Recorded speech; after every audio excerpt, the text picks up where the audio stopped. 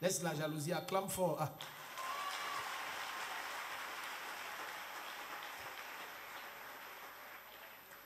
Ok. La sœur Ariane Angono, épouse Mbala. Tu suis ton nom, viens. Tout au long de ma grossesse, j'ai eu beaucoup de problèmes de santé, parmi lesquels ma tension qui ne cessait d'augmenter. Voyant cela, le médecin a déclaré qu'il fallait devoir, je pense qu'elle dit qu'il allait devoir effectuer une césarienne si mon état de santé ne changeait pas.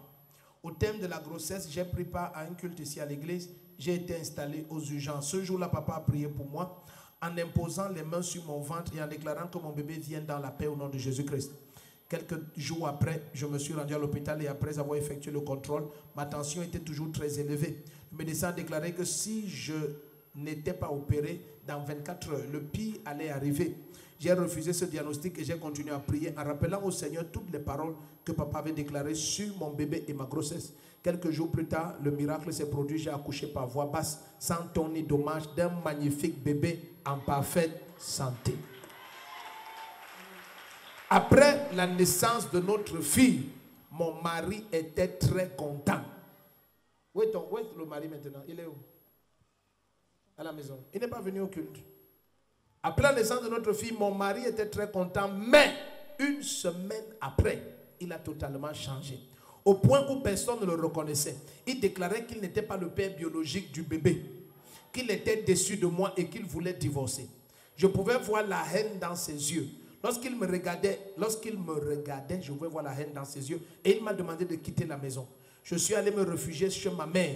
Et dans la même période, j'ai pris part à un culte ici sur les percées surnaturelles dans cette église. Ce jour-là, papa m'a localisé dans la salle. Il m'a imposé les mains après m'avoir donné une parole. Waouh! Où est ton mari? Où est ton mari? Je veux le voir.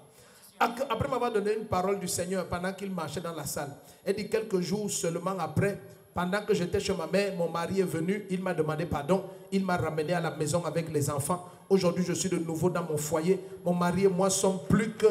Nous sommes, dis ça avec ta bouche, vous êtes de plus en plus comment? De plus en plus amoureux. Amoureux. Hein? Ah, tu as peur de dire? Oh, les enfants qui se marient ici. Tu as quel âge? 31 ans. Ah, tu as 31 ans. Alors dis que nous sommes de plus en plus amoureux, dis ça fort. Nous sommes les plus amoureux. Tu es béni. Donc voici le bébé. Tu as combien d'enfants avec lui? Donc, ça c'est la deuxième. Deuxième. Où est le premier? Nous voici. Ah, tu es béni. Dis à ton mari qu'il veut le voir. Il va venir. Amen. Tu sais qu'il va venir, non? Amen. Il va venir. Quand il est amoureux comme ça, profite, tu tapes le fer quand c'est chaud. Amen. Amen. Donc tu lui dis que dimanche, on va danser à l'église, vraiment, alléluia, trouve les paroles. Amen. Amen. Ah, celle-ci, maman, il faut... Le mariage en 2024, il faut le feu. Hein? Receive fire. Au nom de Jésus-Christ. La paix entre dans ta maison et ça ne va jamais sortir. Ton mari, son cœur est attaché à toi. Quoi que ce soit qui est interférence satanique, ça n'aura plus jamais d'accès. Je scelle ta maison dans le sang de Jésus-Christ. Et je décrète et déclare que tes enfants ne connaîtront que l'amour, la paix et la joie. Au nom de Jésus-Christ. Acclame le Seigneur. Je viens aujourd'hui témoigner des bienfaits du Seigneur à mon égard. J'ai été enceinte et très persécutée pendant ma grossesse. Tout au long de la grossesse, j'ai beaucoup souffert. Et à la fin de la grossesse, j'ai fait une hypertension. Et je suis venue assister à un culte, justement quand j'étais déjà à terme, à un culte. Et le prophète m'a localisé. L'homme de Dieu m'a localisé et il m'a imposé les mains au niveau du ventre. Et il a dit qu'il n'y aura pas de césarienne et que je vais accoucher normalement. La semaine qui suivait, je suis allée à l'hôpital et le médecin a programmé une césarienne. Elle a demandé qu'on m'opère dans les 24 heures et que si ce n'était pas fait dans les 24 heures, je risquerais le pire.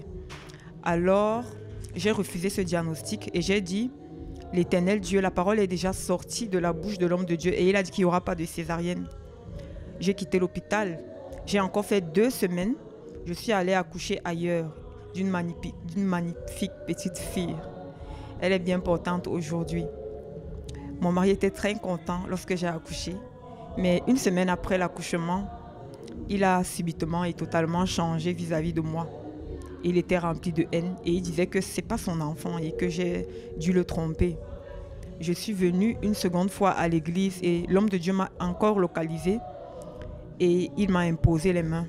Une semaine après, mon mari est revenu à la raison et il est venu me chercher avec ma famille. Et tout va bien aujourd'hui. Et je rends grâce à Dieu pour ça. À tous ceux qui traversent également des situations difficiles, des situations compliquées, que ce soit les femmes enceintes, que ce soit les femmes mariées, que ce soit sur d'autres domaines, lorsque la parole de Dieu est déjà sortie, c'est à la parole de Dieu en fait qu'on doit s'accrocher. Et lorsque Dieu a déjà déclaré une parole, c'est uniquement sa parole, peu importe ce que nos yeux physiques voient.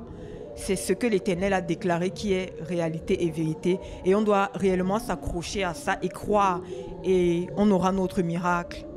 Amen.